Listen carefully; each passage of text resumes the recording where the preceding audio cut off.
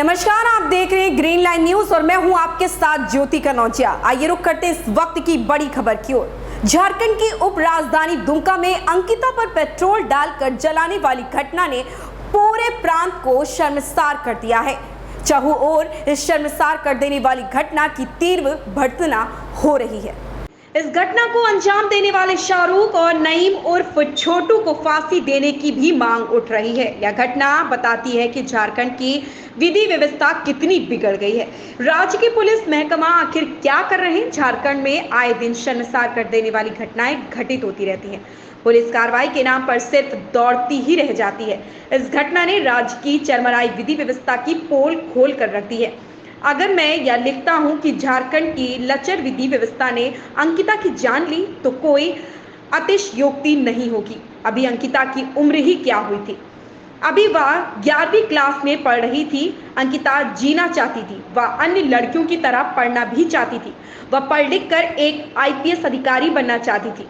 जब वह रिम्स में भर्ती थी, अपने परिजनों से खुद को जिंदा बचाने की गुहार लगा रही थी।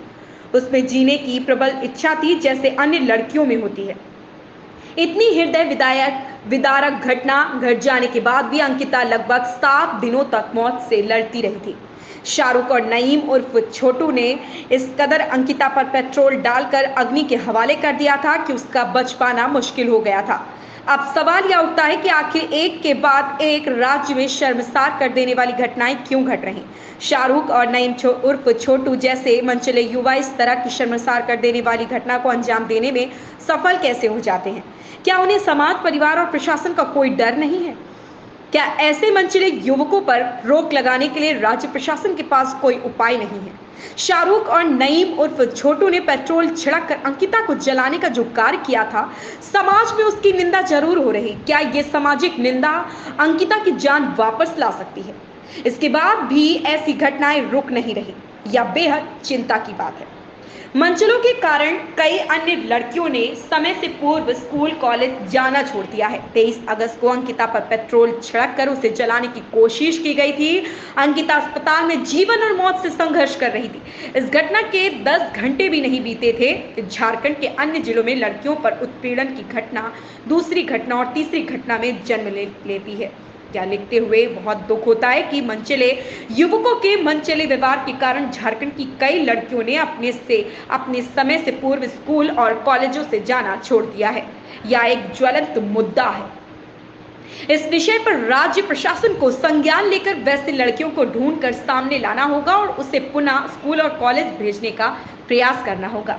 जिन लड़कियों ने सिर्फ मनचले युवकों के मनचले व्यवहार के कारण स्कूल और कॉलेज जाना छोड़ दिया है, इन लड़कियों से फर्द बयान लेकर मनचले युवकों पर सख्त कानूनी कार्रवाई करने की जरूरत है।